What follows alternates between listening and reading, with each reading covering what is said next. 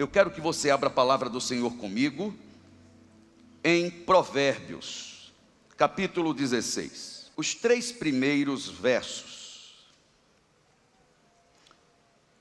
O meu desejo hoje, pela direção do Espírito de Deus, é de falar com você sobre expectativa e realidade.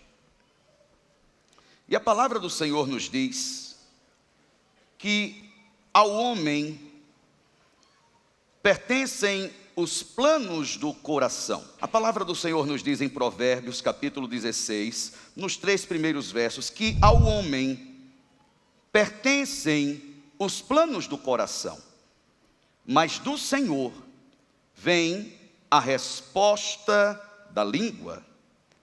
Todos os caminhos do homem lhe parecem puros, mas o Senhor avalia as motivações.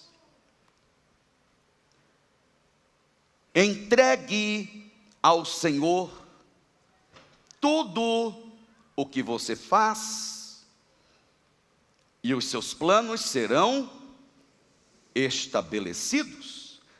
Acredito que esses versículos de sabedoria são muito conhecidos por nós. Hoje eu quero, através da palavra, tentar ensinar a cada um de nós a capacidade que precisamos desenvolver para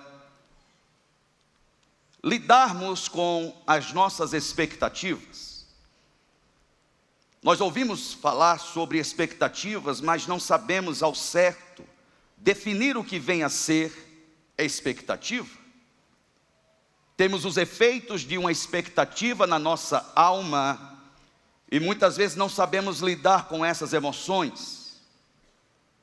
Somos o tipo de gente que geramos muitas expectativas.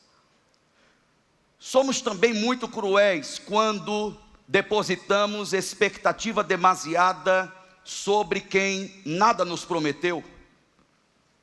Cobramos mediante a expectativa que estabelecemos sobre outra pessoa. Nos frustramos pela expectativa que exigimos de alguém, mas essa pessoa nunca nos prometeu nada.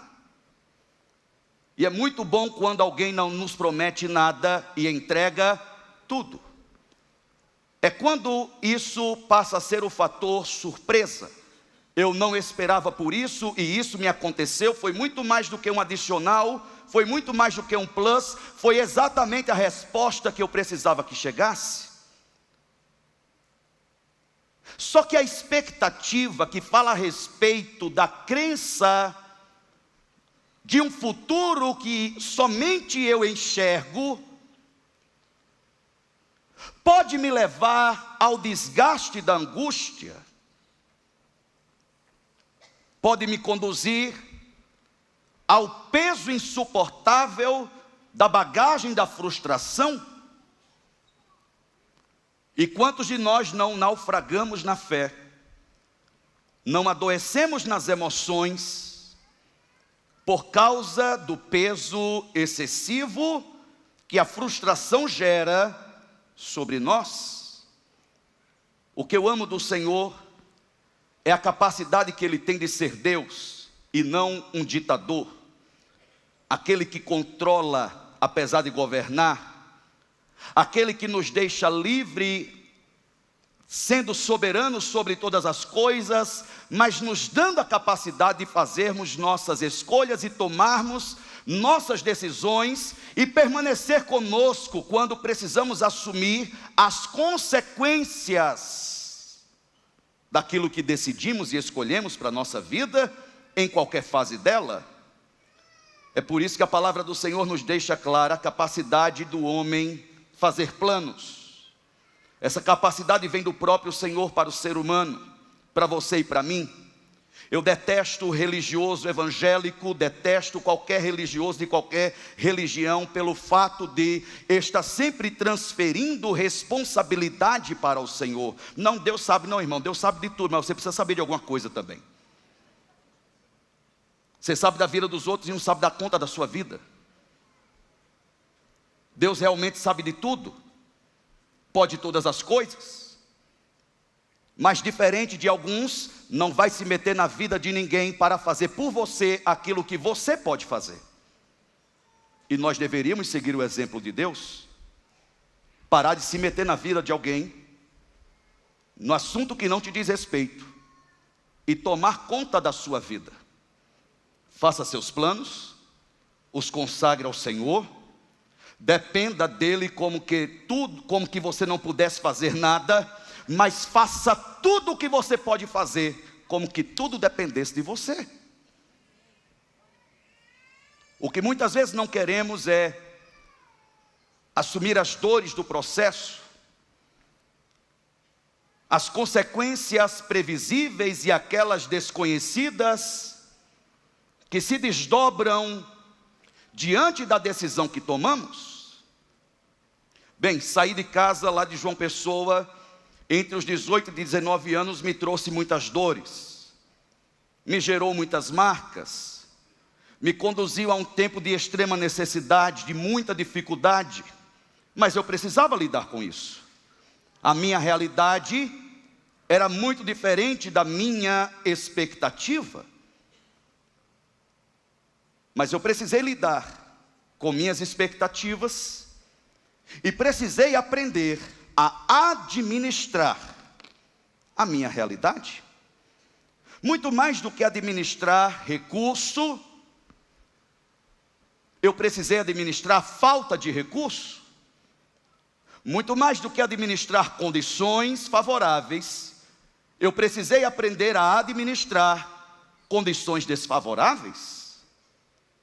Muito mais do que administrar reconhecimento público, eu precisei administrar por um bom tempo o anonimato, o esconderijo, o estar fazendo temporariamente aquilo que não fui chamado para fazer, e que naquele momento me pareceu que eu estava sendo distanciado do que eu imaginava, aquilo que Deus me tinha chamado para viver. Não, isso aqui está muito diferente do que eu ouvi de Deus. Sim, estava diferente, mas era a realidade que eu tinha. E Deus estava usando a realidade para me ensinar. E Deus estava usando da minha realidade momentânea para me dar tempo para ser forjado, para ser treinado, para amadurecer, para não colocar a perder o maravilhoso plano que Ele tem para a minha vida. É por isso que a única coisa que eu prometo aqui na Pura Fé é que nós iremos te decepcionar. Eu não prometo a minha amizade para nenhum. Os incentivo a fazerem seus amigos onde vocês quiserem tê-los, porque eu tenho feito as minhas escolhas a respeito dos meus relacionamentos. E para mim não importa se você é rico ou se você é pobre, você não será tratado diferente por causa da sua pobreza, nem por causa da sua riqueza,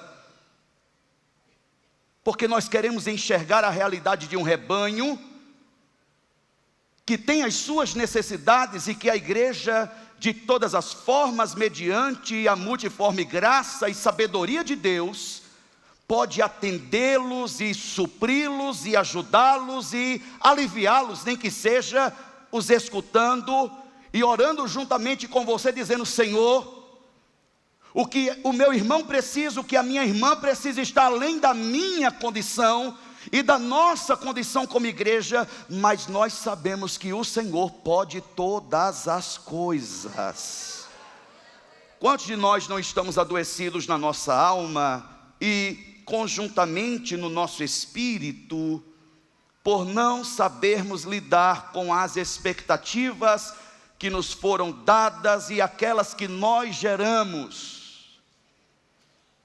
E quantos de nós não estamos passivos,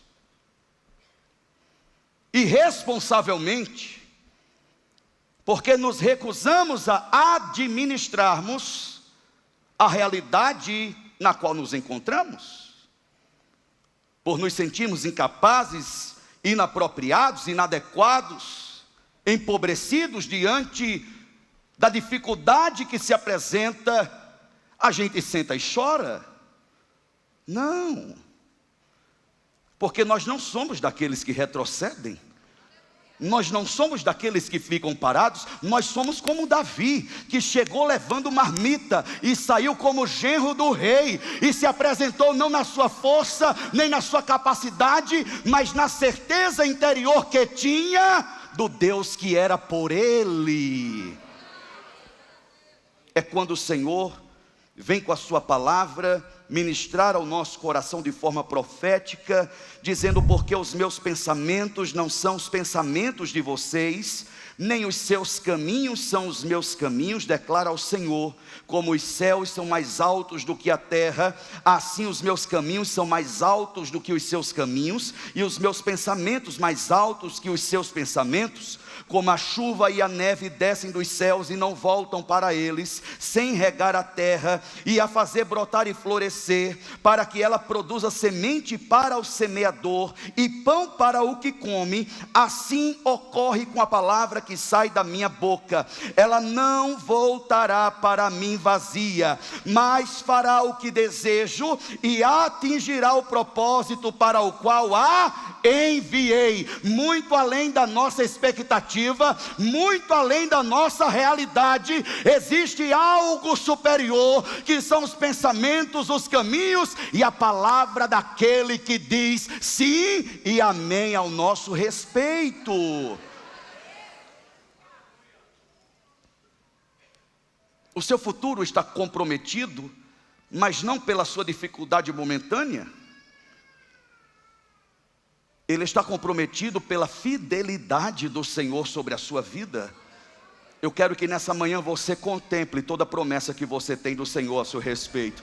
Eu quero que nessa manhã você coloque a sua expectativa no lugar certo, você enxergue a sua realidade da forma certa, e que o seu coração seja reanimado, reavivado, seja alinhado nessa manhã, para que você encontre saúde para a sua fé, para as suas emoções, para o seu físico, porque você pode não ter chego onde você deseja chegar, mas já não está onde estava de ter encontrado Jesus. Antes de ter encontrado Jesus, você está caminhando passo a passo, dia a dia, e a palavra do Senhor nos diz: a vereda do justo é como a luz da aurora, que vai brilhando mais e mais. Diga comigo: mais e mais.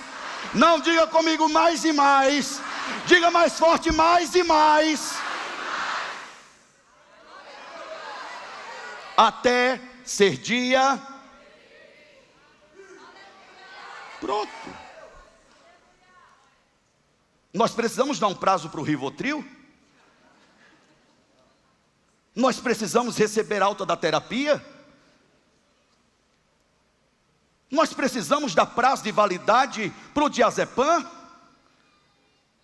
Nós precisamos dar prazo de validade para o tratamento psiquiátrico? Eu não aceito ter a minha alma enferma. Eu não aceito ter a minha mente cativa. Eu não aceito ter a minha fé adormecida. Eu quero ter uma fé posicionada, seja para a vida, seja para a morte. Eu não quero ser como os amigos de Jó, que vão ficar tentando encontrar nas estrelas explicação para o que está me acontecendo. Eu sei que o meu Redentor vive, e que por fim Ele se levantará. Você precisa saber algumas coisas a respeito de Deus. Você sabe muita coisa a respeito do seu passado. Você sabe muita coisa a respeito do seu diagnóstico, do seu saldo bancário, do diabo. Ao invés de você procurar saber coisas a respeito de Deus, você está tentando procurar na sua árvore genealógica onde é que começou essa maldição hereditária. Eu lá quero saber de maldição hereditária. O que eu quero saber é que eu entrei na genealogia da oliveira. Eu quero saber que eu fui enxertado nele. Que o diabo que carrega as maldições hereditárias, porque toda maldição hereditária que vinha do meu tataravô, do meu bisavô, do meu avô, do meu pai, chegou Jesus na minha vida.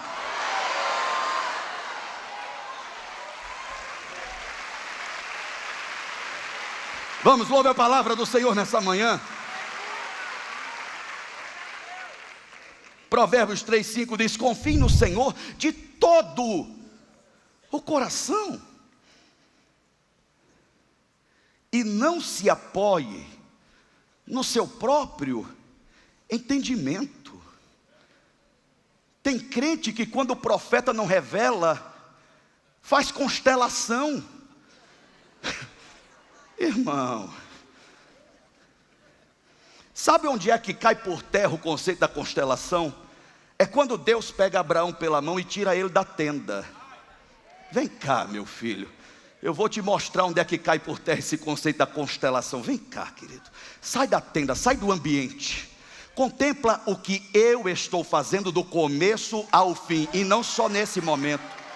Vem cá, olha para o céu, conta as estrelas, se você puder, porque eu chamo cada uma pelo nome, e todas elas se apresentam diante de mim. O que é se apoiar no meu próprio entendimento? Onde começou essa maldição? Eu vou na constelação? Eu vou na cartomante? Eu vou no jogador de búzios? Eu vou ler a borra do café? Eu vou na irmã que revela? Eu vou no profeta do Pix? Eu vou no pastor do milagre? Vou aproveitar, vou passar no centro espírita para tomar uma água benzida e tomar um passe também. Eu te dou um passe de ônibus, para você ir tomar conta da sua vida e deixar dessa idiotice. Isso é doença não somente emocional, é espiritual. O diabo está controlando a tua vida. Até os evangélicos, viu? Até os evangélicos. Pelo Senhor, não tem gente que acredita mais em profecia do que eu. Eu sou fruto de profecia. Eu estou debaixo de uma palavra profética. Só que a minha vida, a minha saúde emocional e espiritual não depende. Para eu ter paz no meu coração não depende. Irmãos, eu não tinha nada, eu saí do nada, eu não era ninguém, continuo não sendo. Mas nenhum dia a graça de Deus me faltou. O homem pode ter falhado algumas vezes a respeito daquilo que me prometeu, daquilo que escreveu, daquilo que disse eu vou fazer por você, mas tudo aquilo que Deus me disse, Ele não somente fez, Ele está fazendo agora, e existe uma certeza no meu interior, Ele continuará fazendo. É por isso que o conselho da palavra é: confie no Senhor de todo. Mas você não sabe nada do Senhor. Eu tenho paz no meu coração, não é por causa do meu extrato bancário, não é por causa da projeção de um ministério. Tudo isso em questão de segundo, o fogo queima. Eu tenho paz no meu coração é porque eu conheço o Deus a quem eu sirvo. E eu sei que se todos se forem, Ele continuará no mesmo lugar. Deus conosco. Diga assim: Deus comigo. Não, coloque a mão no seu coração, eu não vi sua mão, diga: Deus comigo. Sabe o que é que eu acho interessante? Se você não consegue nem obedecer um comando e colocar a mão no coração, quanto mais o que Deus te diz. Diga comigo: Deus comigo. Agora vire para alguém e diga: Deus contigo. Agora faça assim, diga: Deus conosco. Amém.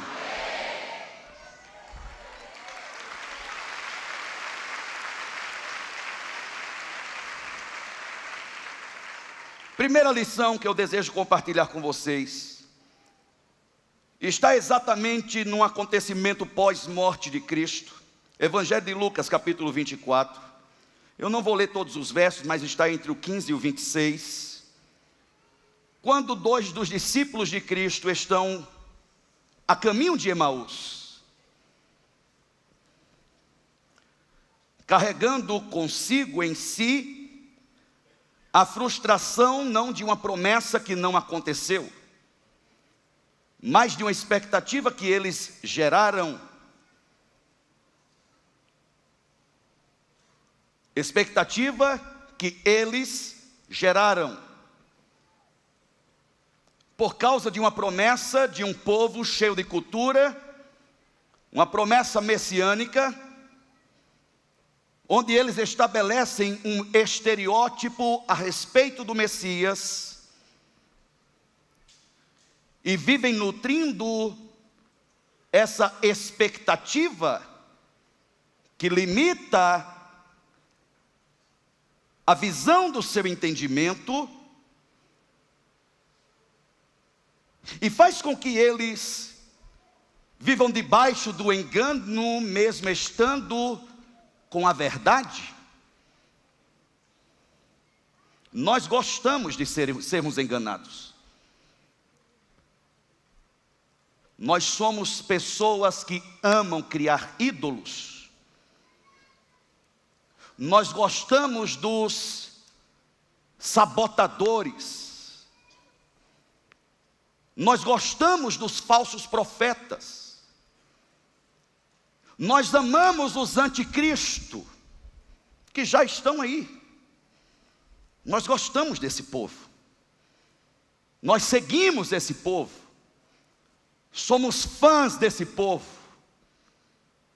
Nós gostamos da manipulação.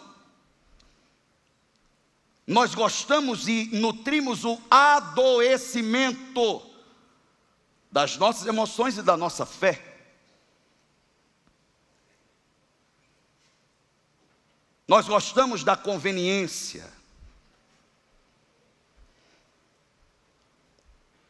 E esses discípulos estão carregando na alma o peso da frustração, reclamando, murmurando, com palavras negativas, xingando Jesus.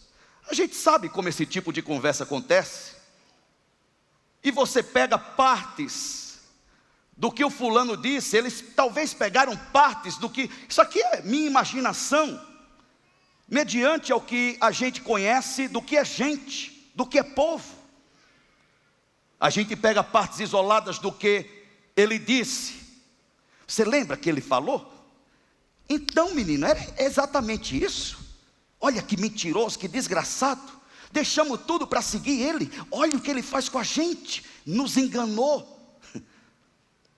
Você está falando mal da pessoa, e com certeza alguns de nós já sentimos essa temperatura vir por dentro do nosso corpo.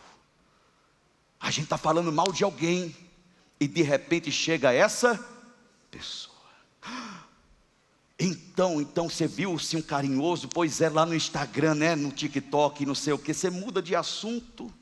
Jesus chega, a frustração está cegando os olhos do entendimento deles. E Jesus pergunta: do que vocês estão conversando? Eles explicam: Jesus, só você não está sabendo, morreu, tal. E nós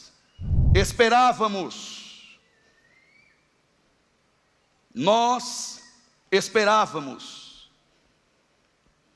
Que era Ele quem traria a redenção a Israel.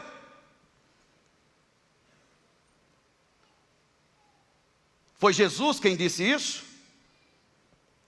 Ou foram eles que imaginaram? Não é porque eu pensei, não é porque eu achei. O que você pensa não é problema meu, o que você acha muito menos. Qual é o fato? Qual é a verdade? O que é que está contradizendo a verdade? O que está colocando em crédito o valor da promessa? É o teu sentimento? Ou é o que de fato está acontecendo? Nós esperávamos que fosse Ele que trouxesse. Existe um perigo, que nós não podemos brincar com ele, de pensarmos que Deus tem compromisso com a nossa expectativa. Deus não tem compromisso nenhum, nem contigo e nem comigo. O único compromisso que Deus tem é com a palavra dele, é com aquilo que ele diz. Nem todo profeta que você ouve está falando em nome de Deus, está falando em nome do Pix, está falando em nome da oferta, em nome da tua condição, do acesso, da amizade, do carinho, do respeito.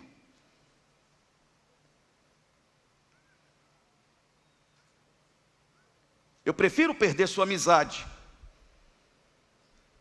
pela certeza que eu tenho de dizer, assim diz o Senhor, e ser o Senhor quem está dizendo, do que dizer, assim diz o Senhor, para ganhar sua simpatia e perder meu crédito com Deus. Mas entenda, nós esperávamos, não quer dizer que o Senhor disse que Ele era o Messias, mediante a expectativa que eles tinham de como e de quem seria, e o estereótipo que foi criado pela cultura de como o Messias deveria ser. Porque a nossa solução não é política, não é jurídica, não é legislativa, não é financeira. É quando Ele diz, eu sou o caminho, a verdade e a vida.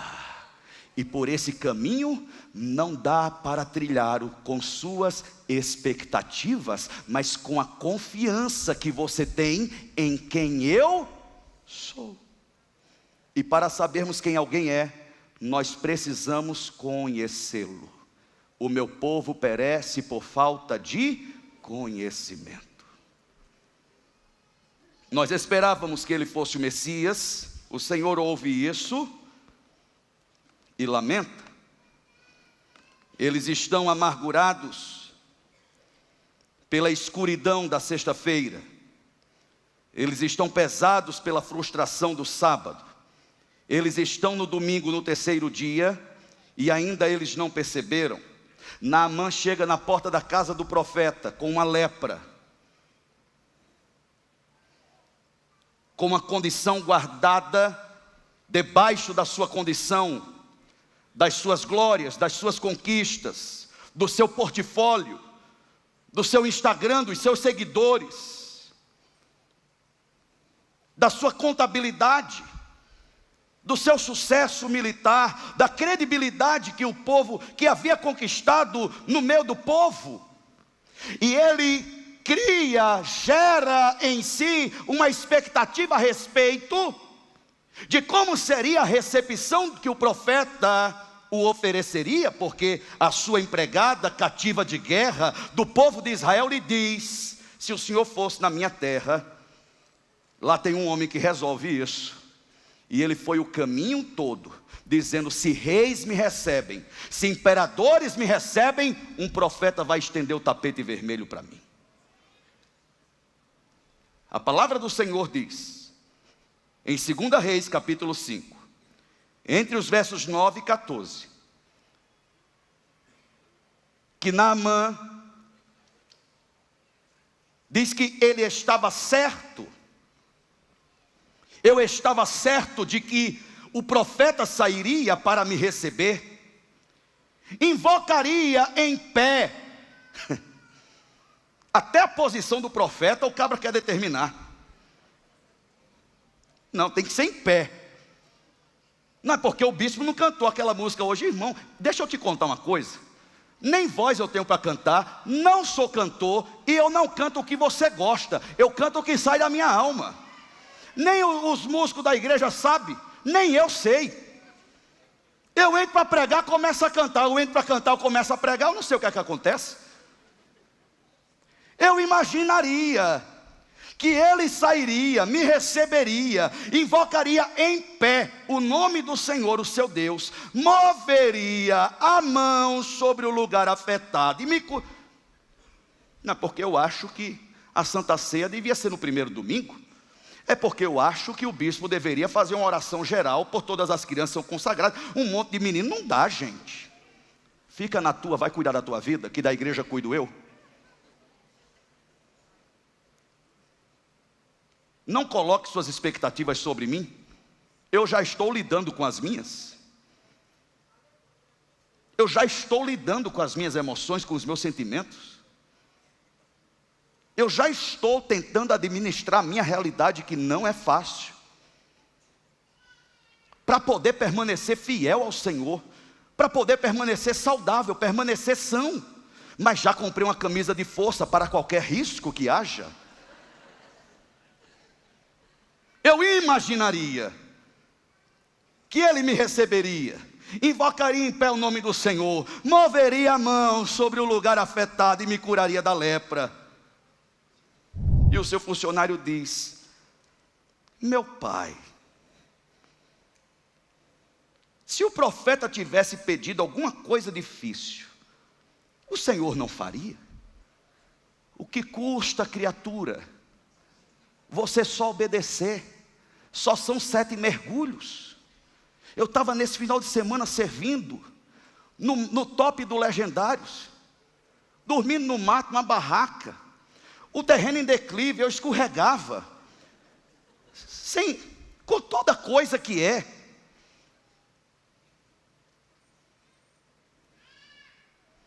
Eu esperava que eles me recebessem. Irmãos, ninguém tem compromisso, ninguém tem nada a ver com o que você espera. A igreja não está aqui para atender as tuas expectativas. Deus não está querendo lidar com as suas expectativas. Deus está querendo entrar na tua realidade para mudar a tua história e transformar a tua vida. Tinha lá um negócio para entrar no rio. Eu fui servir lá no Japão. Um lago, coisa linda, mas estava um frio desgraçado. E o chefe disse: todo mundo vai ter que entrar. Eu sou o bispo. Eu esperava que ele me respeitasse. Mas ele é o 03, irmão, eu sou 71 mil. Tira a roupa, fica de cueca. Todo mundo vendo o santo bispo de cueca. Entra na... Irmãos, essa carne aqui de trás, ela balançava incontrolavelmente. Eu digo: eu vou voar, me segura que eu vou voar. Ontem tinha um negócio de entrar na água. Eu comecei a olhar em volta. Cocô de boi, de capivara, um cheiro de mijo. Eu disse: oh meu Deus, eu vou ter que entrar. Ninguém tem nada a ver com quem eu sou, com as minhas expectativas. Colocar entre as pernas e tira a roupa, entra. Vamos administrar a realidade, vamos celebrar, vamos se alegrar. Eu não vou ficar triste pelo que não está acontecendo, eu vou me alegrar pelo que está acontecendo. Alguma coisa está acontecendo e eu tenho certeza que o melhor está por vir, porque a vereda do justo é como a luz da aurora, que vai brilhando mais e mais até esse dia perfeito. Eu estou com o aluguel, está atrasado, mas daqui a pouco a casa própria vai vir. Eu vou colocar minhas contas em dia e daqui a pouco tudo vai melhorar. Fica bem. Fala para quem está do teu lado: fica bem. Não, fala mais forte, dá uma cutucada nele, diga: fica bem. Isso vai passar. Não carrega o peso da frustração antecipada. A promessa tem dia e tem hora para acontecer. Fiel é Deus. Fiel é Deus. Vamos, louve o nome dele nessa manhã.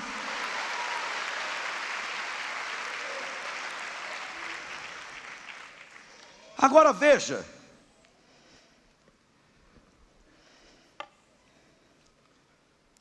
um dia,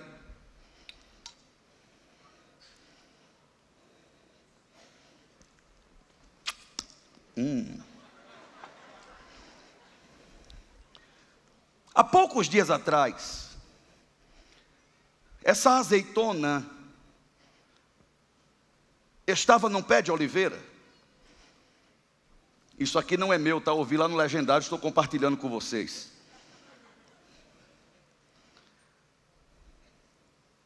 Ela foi colhida.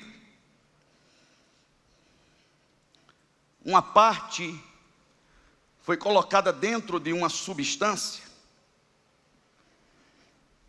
para ser conservada,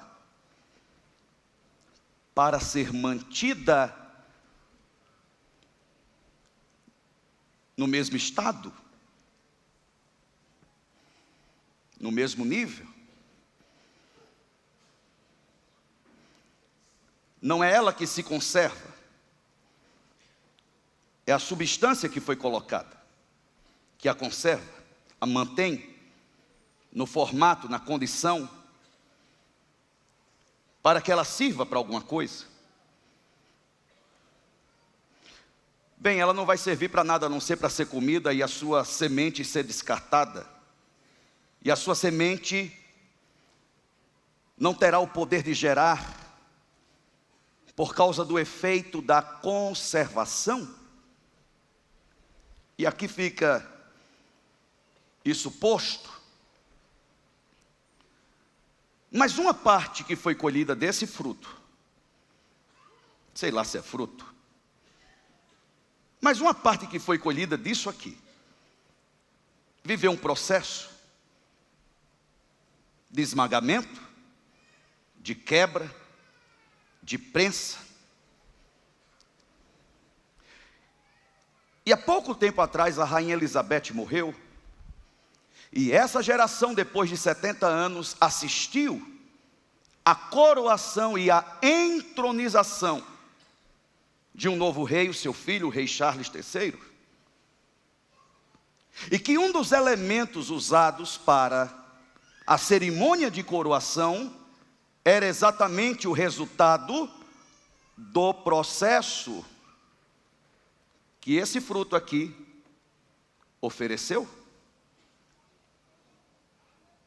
Isso aqui que está escorrendo, que foi sobre a cabeça de Saul, que foi sobre a cabeça de Davi, e que se torna o símbolo do Espírito Santo, só pode ser utilizado mediante a um processo. Só que nós queremos sermos conservados, nós gostamos de sermos mantidos na condição na qual nos encontramos, porque não gostamos do desconforto do processo, da dor do processo, do incômodo do processo, da inconveniência do processo, da humilhação do processo, do choro do processo, das madrugadas em claro do processo, da bagunça emocional que o processo causa, da sensação de silêncio, de ser ignorado até mesmo por Deus, da incerteza a respeito do futuro, do silêncio dos amigos, da falta de resposta de alguns, da exclusão de alguns meios, de alguns acessos, de algumas mesas, de alguns grupos. É o processo. Fala para alguém que está perto de você, diga: é o processo. Quer ser conservado ou quer viver o processo? Pergunta para essa pessoa: quer ser conservado ou quer o processo? A conveniência da conservação ou a inconveniência, a dor, o incômodo do processo. A palavra do Senhor nos diz, no Evangelho de João, capítulo 16: em verdade lhes digo, que vocês chorarão e se lamentarão, mas o mundo se alegrará. Vocês se entristecerão, mas a tristeza de vocês se transformará em alegria. Mulher grávida, quem é mãe aqui? Levanta a mão, por favor. Baixem as mãos. Quem teve filho por parto natural, parto normal, levanta a mão. A mulher que está dando à luz sente dores, porque chegou a sua hora. Mas quando o bebê nasce, eu quero que nasça, mas não quero ter dor. Deixa eu te falar uma coisa. É muito melhor viver uma dor momentânea do que viver anestesiado o resto da vida, do que ser infrutífero o resto da vida pela conveniência da conservação. Se o meu exterior está se decompondo, está sendo esmagado, está sendo destruído a cada dia que se passa. O meu interior está sendo renovado, regenerado, fortalecido. O meu ser interior está sendo revigorado. O meu ser interior está sendo transformado de glória em glória, de graça em graça. É na minha fraqueza que o poder dele se aperfeiçoa. É na minha fraqueza que a força do poder dele toma conta da minha vida. Está conservada, mas infrutífera. Foi esmagado, foi humilhado, foi moído, foi usado para ser colocado na cabeça dos reis, foi usado para ser um símbolo de quem é o Espírito Santo. Sabe essa dor que você está sentindo hoje e agora?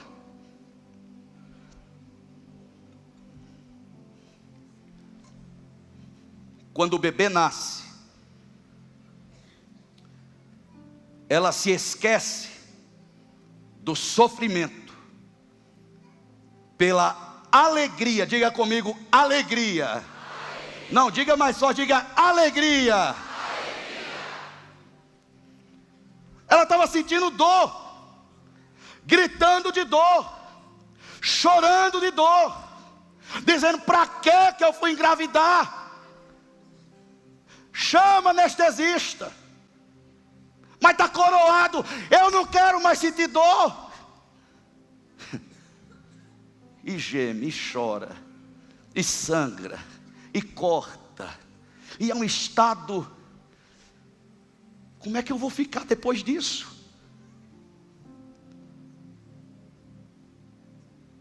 Mas de repente entra o esquecimento. O esquecimento não do processo, porque você sabe contar como foi o processo. Meu filho, para você nascer, a mamãe ficou 12 horas sentindo dor, e sentava numa bola e ficava pulando na bola, e entrava na banheira de água morna, e seu pai lá, ai meu Deus, e seu pai desmaiou quando você começou a aparecer, e o túnel parecia, não tinha espaço, e foi aberto um túnel. Mas meu filho, quando o seu pezinho passou, a primeira coisa que eu disse foi: glória a Deus, deixa eu ver esse menino.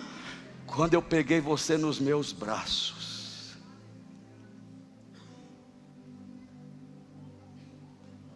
se coloque de pé, por favor. Você está pronto para se esquecer das suas dores? Você está pronta para se esquecer das suas dores? Porque o choro pode durar uma noite. Você está pronto para ver o dia amanhecer na sua vida? Você está pronto para viver o que diz a palavra, esquecendo-me das coisas que para trás ficam? Você está pronto para entrar no modo esquecimento daquilo que um dia pareceu que iria te parar, mas que estava produzindo algo precioso? Você não vai se esquecer por causa de amnésia, não. Você não vai se esquecer por causa do Alzheimer, não. Você não vai se esquecer por causa do TDAH, não. Você vai se esquecer porque a alegria do cumprimento da promessa, daquilo que Deus espera, daquilo que Deus tem, daquilo que está sendo produzido no teu interior, vai vir para fora. Está vindo para fora, vai existir como que já existisse, mas vai vir do nada, porque Ele é poderoso para do nada fazer tudo acontecer, porque Ele continua sendo poderoso para fazer com que todas as coisas cooperem para o bem daqueles que o amam e vivem segundo o seu propósito, porque Ele continua sendo poderoso para fazer infinitamente mais do que tudo que nós geramos como expectativa no nosso interior. Diga comigo, minha expectativa. A mão aqui, ó. Diga, minha expectativa o que Deus tem para mim. Diga comigo, minha expectativa, o que Deus tem para mim. Diga novamente, minha expectativa, o que Deus tem para mim. O que é que você quer?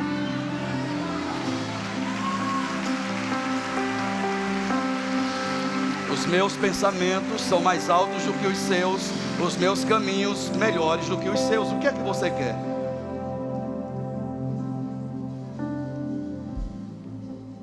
O que é que você tem que fazer? Se administrar durante o processo. Administre suas emoções, sua fé, seu momento. Não se perca no processo. Permaneça. Vai doer, vai chorar, vai sofrer. A fé não é uma via para a loja de conveniência mais próxima. A fé é a possibilidade de continuar, independente da circunstância do momento. É o que você precisa, é o que eu preciso. Não somos daqueles que retrocedem. Diga, eu me recuso. Não, diga mais forte, diga, eu me recuso a retroceder. Diga, para trás eu não volto. Diga, para onde, de onde eu saí, eu não volto. Diga, eu estou caminhando, avançando para viver os meus melhores dias. Quantos creem nisso? Celebre ao Senhor nessa manhã. Exalte a Ele nessa manhã. Louve a Ele nessa manhã. Essa palavra alcança teu casamento, teus filhos, tudo que te diz respeito. Deus está dizendo pro seu povo, para depender da sua palavra. Deus está dizendo pros seus filhos, caminhe. Diga novamente, Deus está dizendo. Deus está dizendo pro seu povo, para depender da sua palavra. Deus está dizendo para os seus filhos, caminhe que eu garanto o destino. Levante suas mãos. Pai, te agradecemos por essa manhã, por tua palavra sobre a nossa vida. E eu deixo sobre cada um dos teus filhos e filhas a bênção do Deus Pai que enriquece e não acrescenta dores, o seu grande amor que enche o nosso coração, a maravilhosa graça do Filho de Deus, o Senhor Jesus Cristo, que dá razão e sentido para a nossa vida, a tua paz que excede a todo entendimento, e a doce e constante e permanente presença do Santo Espírito de Deus, hoje e sempre, no teu nome, amém.